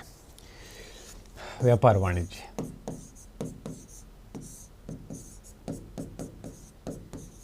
व्यापार वाणिज्य, देखो सबसे पहली चीज़ कि व्यापार वाणिज्य किन देशों के साथ में होता था। तो सबसे पहले आपको ये ध्यान रखना है कि हड़प्पा सभ्यता का जो व्यापार है, ये आपके यूँ कह सकते हो कि इस क्षेत्र से और यहाँ तक आता था, उत्तरी अफ्रीका क्रीट सभ्यता तक पहुँचता था। तो देखिए कहाँ कहाँ होगा, मेसोपोटामिया की सभ्यता पूरी आ जाएगी, मिस्र की सभ्यता के साथ तक व्यापार थे, और ये पूरा जो रास्ता आप देख पा रहे होंगे, इन पूरे रास्तों के साथ व्यापार होता था। ये स्थल मार्ग है, खैबर दर्रे से होते हुए और व्यापार होता था। और ये जो क्षेत्र है ये है आपकी जल मार्ग, तो जल मार्ग से भी होता था और स्थल मार्ग से भी होता था। मैं पहला पॉइंट आपको समझा के लिखवा रहा हूँ कि हड़प्पा काल में जो है, हड़प्पा काल में आंतरिक व बाह्य दोनों प्रकार के व्यापार होते थे। देखो आंतरिक व्यापार ज़्यादा नहीं था, गांव से गांव ही होता था, तो उसकी इतनी ज़्यादा कोई अकाउंटिंग नहीं थी, अकाउंटिंग तो इनकी भी नहीं थी, लेकिन उसका इतना ज़्यादा हमें कोई ना प्रमाण मिलते हैं, ना हमने कभी उसके ऊपर ज़्यादा डिटेल से जानने की कोशिश भी की, क्योंकि उसमें विनिमय के माध्यम वगैरह उस हिसाब से होते थे, लेन देन ही होता था। यहाँ जो बाहर भेजा जाता था इसके ऊपर मोहरें भी होती थी।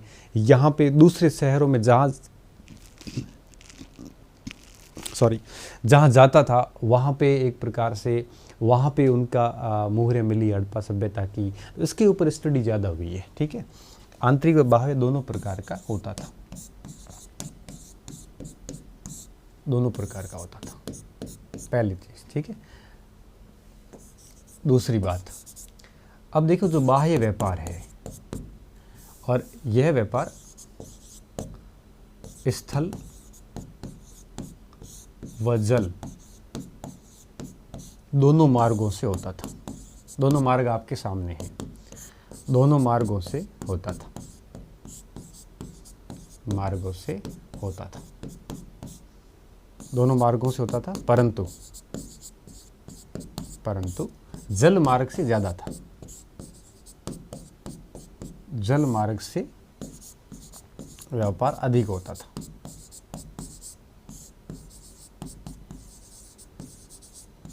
अधिक होता था। ठीक है, ये दूसरा पॉइंट आपको याद रखना। तो पहला पॉइंट क्या हुआ कि अंदर भी होता था व्यापार और बाहर भी जाता था। ठीक है, आयात निर्यात भी किए जाते थे दूसरे देशों के साथ में, दोनों होते थे।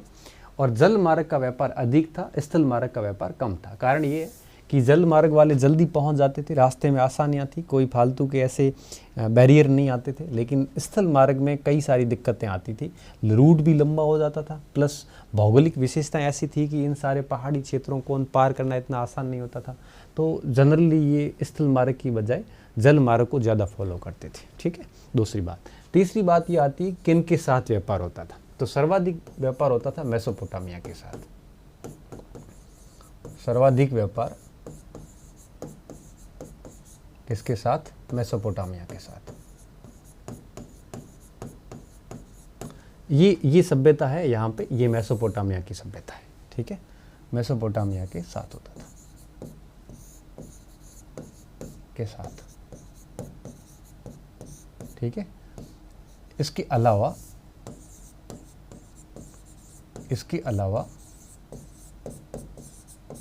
मध्य एशिया,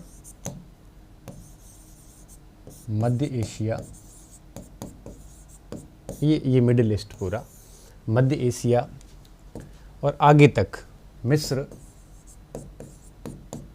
तथा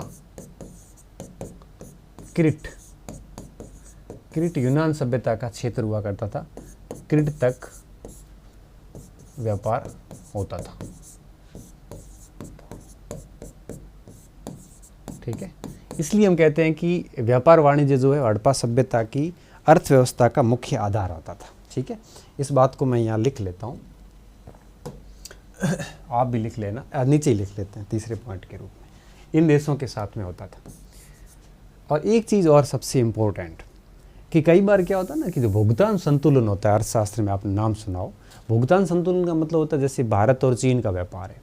अब भारत मान लेते हैं कि 1 करोड़ रुपए की वस्तुएं खरीदता है और 1 करोड़ रुपए की खरीदता है, मतलब 1 करोड़ रुपए हमने चीन को दिए। चीन हमारे से यूँ कहिए कि मान लेते हैं कि 50 लाख की खरीदता है, हमारे को चीन ने 50 लाख दिए और हमने वस्तुएं चीन को दी। इसमें घाटा कितना हुआ? 50 लाख का। किसको हुआ? भारत को। क्यों? क्योंकि हमने दिए 1 करोड़ रुपए हैं और लिए 50 लाख है। तो अंतर्राष्ट्रीय व्यापार में एक शब्दावली चलती है व्यापार जो है ये आपके बैलेंस ऑफ पेमेंट जिसे कहते हैं, व्यापार की अनुकूलता और व्यापार की प्रतिकूलता। ठीक है, तो अगर घाटा हुआ तो प्रतिकूल हो गया, और अगर मुनाफा रहता है तो उसे अपन व्यापार की अनुकूलता बोलते हैं। हड़प्पा सभ्यता में विद्वानों ने ये निष्कर्ष निकाला है कि व्यापार अनुकूल था, प्रतिकूल नहीं था। मतलब ये था कि इन देशों के साथ जो व्यापार किया जाता था, इस व्यापार से निश्चित रूप से, ये पूरी सभ्यता है मेसोपोटामिया, इस व्यापार से निश्चित रूप से फायदा जो होता था वो हड़प्पा सभ्यता को होता था। ठीक है, तो हम क्या लिखेंगे कि हड़प्पा सभ्यता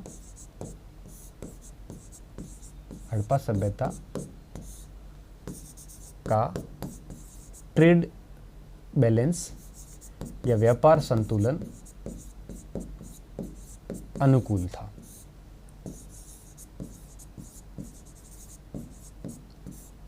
ठीक है, मतलब हड़प्पा सभ्यता जो है फायदे में थी, तो हड़प्पा सभ्यता का व्यापार संतुलन अनुकूल था। मतलब ये हुआ कि हड़प्पा सभ्यता बेचती ज़्यादा थी सामान को, खरीदते कम थे, तो इसलिए हम इसको कहते हैं अनुकूल व्यापार। ये 4 पॉइंट तो लिखने ही है, 5वां पॉइंट आप एक और भी ऐड करोगे बहुत बढ़िया तरीके से, कि हड़प्पा सभ्यता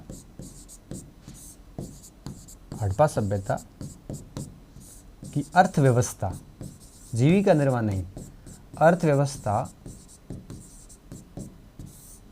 का मुख्य आधार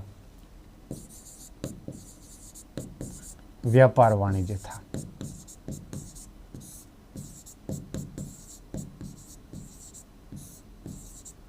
ठीक है, लेकिन लोगों की जीविका निर्वाह किस पे थी? कृषि पे थी। आज भारत की इकोनॉमी को सर्विस इकोनॉमी बोलते हैं। क्यों? क्योंकि भारत की अर्थव्यवस्था में सेवा क्षेत्र का योगदान लगभग 60% के आसपास राष्ट्रीय आय में। कृषि 10-12% कवर करती, उद्योग 30% के आसपास कवर करते हैं। तो इस स्थिति में हड़प्पा सभ्यता का मुख्य आधार व्यापार वाणिज्य था, इसलिए कई बार व्यापार वाणिज्य आधारित अर्थव्यवस्था भी बोलते हैं हड़प्पा सभ्यता को।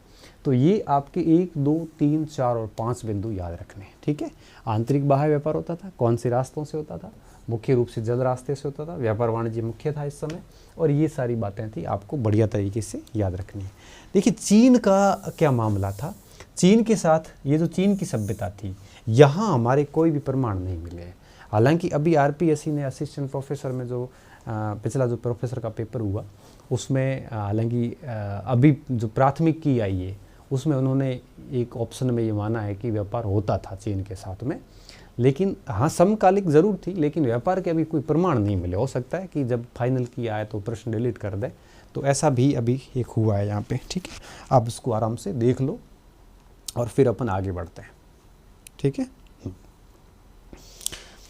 हाँ अब बात करेंगे हम सबसे पहले कि हम कैसे कह सकते हैं कि मोहनजोदड़ो का या हड़प्पा सभ्यता का सबसे अधिक व्यापार जो है वो मेसोपोटामिया के साथ में होता था। तो इसके पीछे क्या कारण है? ठीक है, ये बात तो सारी हो गई। तो हम थे कहाँ पे? मैं वापस एक बार उस पॉइंट पे ले जा रहा हूँ ताकि आप कन्फ्यूज ना हो। तो व्यापार के प्रकार हो गए विद्यार्थियों, परिवहन हो गया।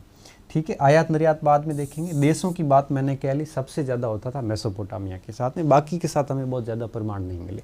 अब हम 2 पॉइंट्स पे बात करेंगे। सबसे पहले इस पॉइंट पे बात करेंगे किन देशों के साथ होता था, फिर इस पॉइंट पे बात करेंगे किन वस्तुओं का आयात, किन वस्तुओं का निर्यात था। ठीक है, उम्मीद है मुझे कि आपको ठीक से सारी चीज़ें समझ में आ रही होगी, मेरे प्रयास जो है व्यर्थ नहीं जा रहे होंगे, ऐसा मुझे लगता है। ठीक है, अब सबसे पहली चीज़, अब मेसोपोटामिया के साथ सर्वाधिक व्यापार होता था। हड़प्पा सभ्यता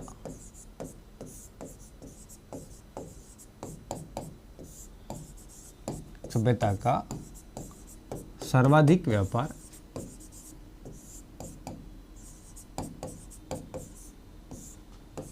मेसोपोटामिया के साथ होता था।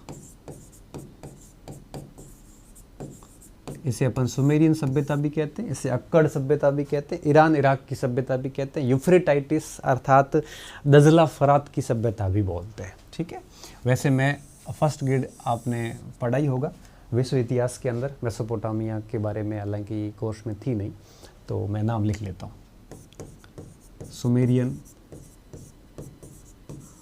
सुमेरियन बोलते हैं, इसे अक्कड़ सभ्यता भी बोलते हैं, इसे दजला फरात नदी की सभ्यता भी बोलते हैं, इसे ईरान इराक सभ्यता भी कहते हैं, इसे यूफ्रेटाइटिस सभ्यता भी कहते हैं। यूफ्रेटाइटिस दजला फरात का ही नाम है, ठीक है, सारे नाम है। मेसोपोटामिया के साथ होता था।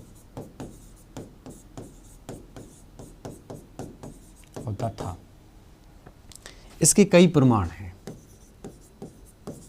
इसके कई प्रमाण हैं। क्या क्या प्रमाण है, इस मैप को ढंग से देखना, आगे वाले मैप को देखिए। अब ये कुछ शहर है हमारे, एक मैप है, ये मोहनजोदड़ो का मैप है, और यहाँ से माना जाता है कि सामान रवाना होता था ओमान होते हुए और यहाँ सुमेर नगर पहुँचता था, ठीक है, सुमेर नगर पहुँचता था। तो इस सुमेर नगर के बारे में ये माना जाता है कि सुमेर बंदरगाह था और सबसे ज़्यादा सामान इस सुमेर पहुँचता था, ठीक है। और आगे देखिए, फिर सुमेर से आगे जो है वो आपके बहुत सारे स्थानों से सामान को पहुँचाया जाता था। तो इस समय सबसे ज़्यादा व्यापार मोहनजोदड़ो के साथ में होता था, और इसका पहला प्रमाण यही है कि एक सारगोन का अभिलेख प्राप्त हुआ, जिसके बारे में पहले भी बात कर चुका हूँ। सारगोन के अभिलेख में स्पष्ट रूप से लिखा है कि यहाँ से जो है वो इस देश से नावें आती है। किस देश से? मेलुहा से नावें आती है, मगान और दिलमुन होते हुए। तो सिंधु घाटी सभ्यता को मेलुहा नाम दिया है इस अभिलेख में, और इस क्षेत्र को जो कि मगान कहा गया है, ये निश्चित रूप से ओमान ही होगा। अभी तक विद्वान लोग कन्फ्यूजन में हैं। और तीसरा बताया दिलमुन, जो कि संभवतः बहरीन के बारे में कहा जाता है। तो इन्होंने ये बोला इस अभिलेख के अंदर, सारगोन के अभिलेख में, सारगोन के अभिलेख ने लिखा है कि मेलुहा से मगान दिलमुन होते हुए नावें आती है, इनके साथ में व्यापार होता है। तो सारगोन शासक जो था अक्कड़ वंश का, इस शासक के काल में जो अभिलेख लिखा गया, इस अभिलेख में हमें इस बात की जानकारी होती है, और विद्वानों ने इस मेलुहा को सिंधु घाटी सभ्यता के बारे में कहा है। पहला प्रमाण तो हमें ये मिलता है। हम क्या कर रहे हैं, प्रमाणों को भी दो भागों में बांट देते हैं। पहला भाग हम क्या करेंगे कि मेसोपोटामिया से प्राप्त प्रमाण,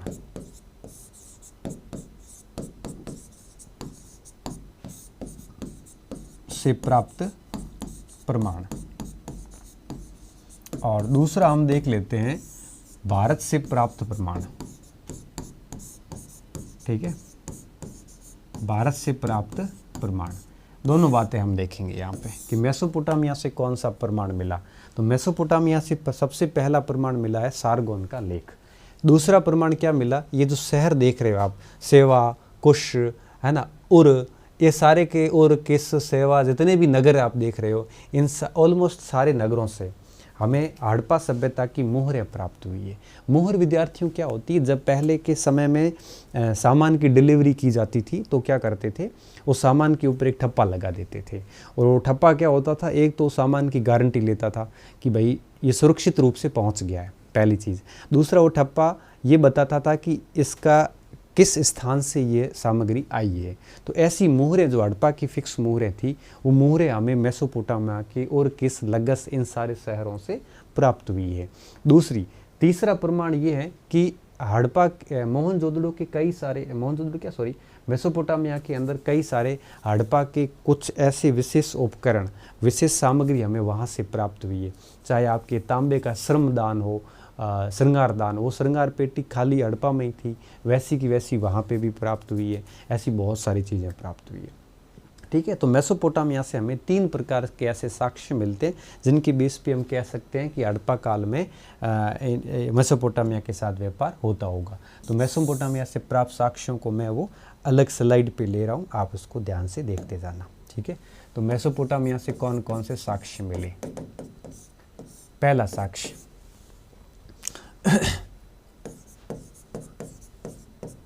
सारगोन के लेख में मेलुहा किसको कहा है, सिंधु सभ्यता को। किसको कहा है, सिंधु सभ्यता को मेलुहा कहा गया है। कई बार यही सवाल आता है कि मेलुहा किस सभ्यता को कहा जाता है, तो सिंधु घाटी सभ्यता के बारे में सारगोन के अभिलेख में मेलुहा शब्द यूज हुआ है, ठीक है। तो सारगोन के लेख में मेलुहा, मगान ठीक है, तो संभवतः या तो ये मकरान तट होगा पाकिस्तान वाला, अथवा ओमान होगा, ओमान। ठीक है, मेलुआ, मगान तथा दिलमुन। दिलमुन के बारे में इन्होंने क्या लिखा है कि यह हाथियों का देश है, हाथियों का देश।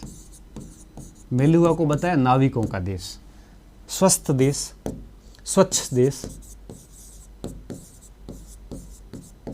ठीक है, हाथियों का देश, स्वच्छ देश और सूर्योदय का देश, ऐसा कहा गया है, सूर्योदय का देश। ठीक है, तो दिलमुन से व्यापार होने का प्रमाण, से व्यापार का प्रमाण। तो ये याद रखना बहुत अच्छी तरीके से। अगर आपको मैप में चेक करना है तो आराम से कर लेना। ये मेलुआ हो जाएगा आपके, और ये मकान, और ये आपके दिलमुन, और फिर आपके यहाँ पहुँच जाते थे। ठीक है, ये समुद्री रास्ते की बात हो रही है। दूसरा जो प्रमाण इन्होंने दिया वो ये दिया यहाँ पे कि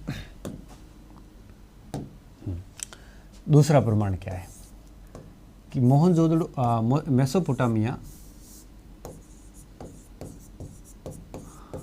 मेसोपोटामिया के विभिन्न शहरों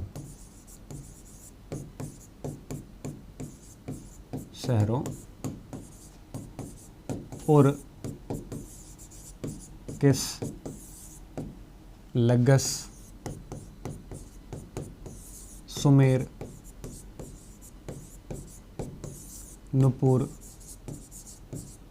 मतलब ऐसे कई सारे शहर है, एक आधा शहर नहीं है। अपन जितने नाम लिखे उतने कम ही है। ठीक है, और किस, लगस, सुमेर, इसके अलावा हमें एक और है उमा, उमा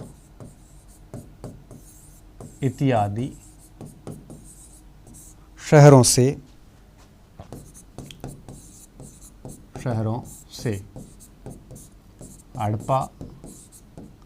हड़प्पाई मोहरें प्राप्त हुई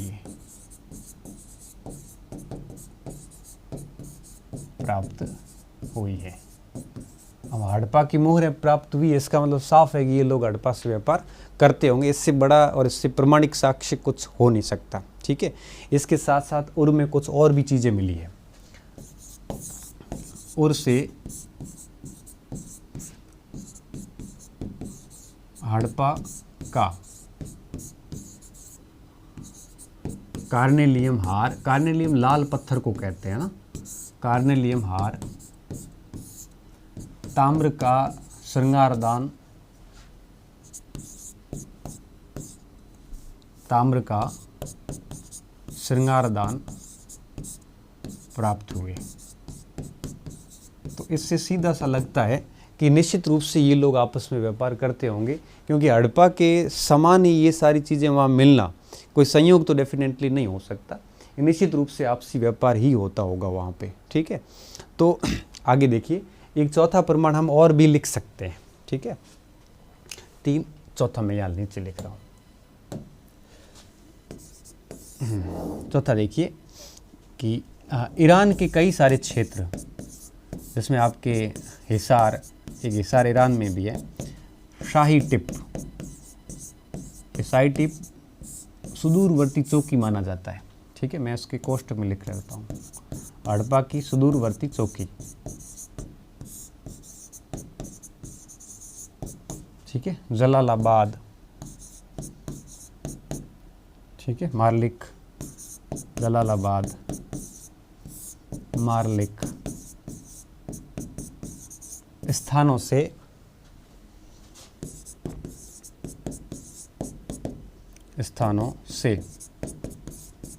हड़प्पा कालीन वस्तुएं प्राप्त हुई है।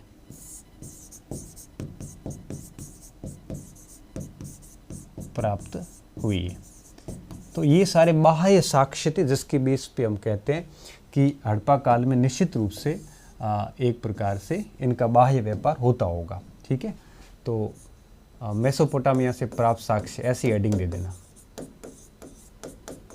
मेसोपोटामिया से प्राप्त साक्ष्य। तो मेसोपोटामिया से ये 4 मेन साक्ष्य मिले और इसको आप, उम्मीद है कि आपको ठीक ठाक तरीके से समझ में आ गया होगा। ठीक है, अब मैं आता हूँ भारत के कौन से साक्ष्य मिले हैं। ये तो आप अच्छे से आप देख लेना। भारत में जो साक्ष्य मिले विद्यार्थियों वो मिले हैं मुख्य रूप से लोथल से, और बाकी जो बंदरगाह नगर जितने भी मिले उन सारे स्थानों से मिले हैं। तो मैं अब आ रहा हूँ अगली स्लाइड पे कि भारत से बाह्य व्यापार के साक्ष्य। भारत से बाह्य व्यापार के साक्ष्य। ठीक है, पहला साक्ष्य क्या मिला कि सभ्यता से कई बंदरगाह नगर मिले। नगर मिलना, कई बंदरगाह नगर मिले। क्या क्या मिले वो भी मैं आपको आगे लिखवा रहा हूँ यहाँ पे। ये कई बार पूछ लेते हैं कौन सा बंदरगाह मिला। तो सबसे पहले देखिए, लोथल सबसे मुख्य बंदरगाह था। लोथल भोगवा नदी के किनारे। ठीक है, और लोथल से कई सारी सामग्री विद्यार्थियों मिली है। जैसे यहाँ गोदीवाड़ा मिला है जो कि हड़प्पा सभ्यता का सबसे बड़ा आर्किटेक्चर है, डॉकयार्ड जिसे बोलते हैं। ठीक है, और मेसोपोटामिया टाइप की मोहरें, प्रकार की मोहरें, मेसोपोटामिया की नहीं है ये, मेसोपोटामिया प्रकार की मोहर है, ध्यान रखना। मेसोपोटामिया की कोई भी मोहर हड़प्पा सभ्यता से नहीं मिली है, ध्यान रखना। लेकिन मेसोपोटामिया टाइप की मोहर, मतलब मेसोपोटामिया में जो मोहरें बनती थी ऐसी मोहरें जो है वो हमें यहाँ से प्राप्त हुई है। ठीक है, जिसमें से जैसे फारस की बेलनाकार मोहर, बेलनाकार मोहर,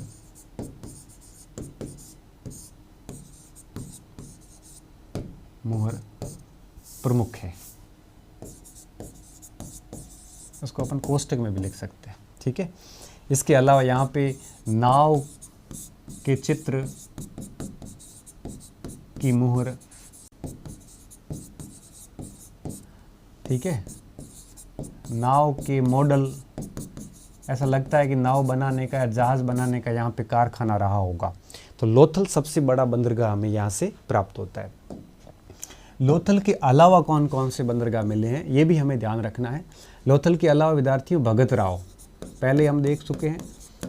ठीक है, भगत राव गुजरात के अंदर है, किम सागर। ठीक है, पहले ही मैं आपको सब चीज़ें बता चुका हूँ। भगत राव के अलावा हमें मिला है प्रभास पट्टनम। ठीक है, अब प्रभास पट्टनम जो है ये आपके आया हुआ है, ये भी गुजरात में ही है, हिरण्य नदी के किनारे। ठीक है, प्रभास पट्टनम, लोथल, भगत राव, गुजरात में एक विद्यार्थियों मेघम बंदरगाह भी है। ठीक है, जो कि नर्मदा नदी के किनारे। तो ये चारों के चारों कहाँ पे है? ये चारों के चारों गुजरात के अंदर। इसके अलावा भी कई सारे बंदरगाह और भी है, जैसे हालांकि अभी इन पर थोड़ा सा डाउट चल रहा है कि ये बंदरगाह थे कि नहीं थे। अलाहादीनो सिंध में आ जाता है। इसके साथ साथ में आपके बालाकोट जो कि बिदार नदी पर है, बालाकोट, बिदार नदी। ठीक है, हो सकता है नदी बंदरगाह हो ये, सॉरी बिदार नदी। इसके साथ साथ में बालाकोट के अलावा डाबरकोट, डाबरकोट। ठीक है, सुतका गेंडोर का गेंडोर, दास्क नदी, सुतका कोह। ठीक है, अब ये सारे के सारे सुतका कोह सादीकोर नदी पे था। ये सारे के सारे आपके मुख्य मुख्य बंदरगाह नगर थे। इतने सारे बंदरगाह मिलना निश्चित रूप से इस बात को प्रूव करता है कि डेफिनेटली यहाँ पर एक प्रकार से कई सारे रहे होंगे, जलीय व्यापार रहा होगा और यहाँ से मेसोपोटामिया से व्यापार है वो होता होगा, ऐसा हमें मिलता है। अच्छा, एक चीज़ और, मोहनजोदड़ो से कुछ ऐसी मुहरें मिली है, तो इस सभ्यता से ऐसी मुहरें भी मिली है। इसको अपन है वो एक अलग पॉइंट करके लिख लेते, पहले आप इसको आराम से लिख लो, ठीक है। कि हड़प्पा सभ्यता से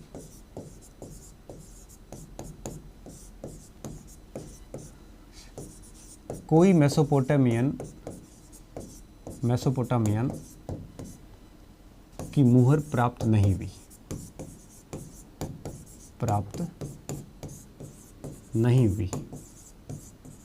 मगर मेसोपोटामिया के मुहरों के चिन्ह प्राप्त हुए, चिन्ह हड़प्पा मोहरों पर मिले, हड़प्पा मोहरों पर मिले। जैसे 3 चिन्ह थे इनके मेन। एक था प्रवेश द्वार का, दूसरा था पशुओं से लड़ता हुआ आदमी, पशुओं से लड़ता हुआ आदमी, ठीक है। ये मतलब ऐसे चिन्ह हैं जो जनरली जो मेसोपोटामिया की जो मोहरें हैं उनके ऊपर हमें देखने को मिलते हैं। और तीसरा सूत कातने का यंत्र, ये हमें हड़प्पा मोहरों के ऊपर मिलता है। और बेसिकली ये तीनों चिन्ह किसके हैं? मेसोपोटामिया की मोहरों के, ठीक है। एक तो आपको ये याद रखना। और ये तो थे देसी साक्ष्य, भारत के बाहर व्यापार के साक्ष्य हो गए और विदेशों के बाहर व्यापार के साक्ष्य हो गए, ठीक है। हमने ये भी देख लिया, हमने भारत के प्रमाण भी देख लिए, ठीक है। और अब लास्ट में हम देखेंगे कि किन वस्तुओं का आयात किया जाता था और किस वस्तुओं का निर्यात किया जाता था, ये देख लेते हैं। फिर ये उद्योग का मैटर अपन कल के लेक्चर में करेंगे, क्योंकि आज काफ़ी लंबा लेक्चर हो गया है, ठीक है। अंत में आते हैं अपन आयात और निर्यात के ऊपर, ठीक है। आप अलग पॉइंट देख के लिखोगे, चौथा पांचवा जो भी पॉइंट है। आयात किस पे होता था, ठीक है। आयात की अगर अपन बात करेंगे तो हड़प्पा सभ्यता कौन सी वस्तुएं खरीदती थी। कई बार मछली खरीदने के प्रमाण मिलते हैं, अनाज खरीदने के प्रमाण मिलते हैं, और साथ साथ में कच्चा ऊन, रॉ मटेरियल खरीदने के हमें प्रमाण मिलते हैं, ठीक है। तो कच्चा ऊन हो जाएगा, साथ साथ में विद्यार्थियों चांदी हो जाएगी, चांदी खरीदने के प्रमाण मिलते हैं, ठीक है। अब बात आती है निर्यात किस किस वस्तुओं का होता था। निर्यात का मतलब होता है कि हड़प्पा सभ्यता के लोग बेचते क्या क्या थे, ठीक है। निर्यात क्या क्या होता था, निर्यात अधिक होगा, क्योंकि मैंने कहा ना व्यापार संतुलन जो था वो हमेशा हड़प्पा के पक्ष में रहा। बेचते थे सोना, बेचते थे तांबा, बेचते थे कार्नेलियम। कार्नेलियम होता है विद्यार्थियों लाल पत्थर। कैसा पत्थर? लाल कलर का पत्थर, ठीक है, ये बेचते थे। इसके साथ साथ क्या बेचते थे? लाजवर्द मणि, ये भी महंगा पत्थर ही है। इसके साथ साथ क्या बेचते थे? खजूर बेचते थे, ठीक है, खजूर बेचते थे। और इसके अलावा आपके कपास भी बेचते थे, ये तो यहीं से होती थी। इसके अलावा हाथी दांत की सामग्री बेचते थे, हाथी दांत सामग्री बेचते थे, ठीक है। इसके अलावा शंख भी बेचते थे, शंख हम समझेंगे उद्योगों में। इसके अलावा हाजा पक्षी का विवरण मिलता बेचने का, हाजा पक्षी भी बेचते थे, जिसमें संभवतः ये मोर होगा, ठीक है। इन सारी वस्तुओं का क्या किया जाता था विद्यार्थियों? इनका निर्यात किया जाता था, और कुछ वस्तुओं का क्या होता था? आयात होता था, ठीक है। तो हम आर्थिक जीवन पे थे, और आर्थिक जीवन पे हमने ऑलमोस्ट सारे पॉइंट चेक कर लिए।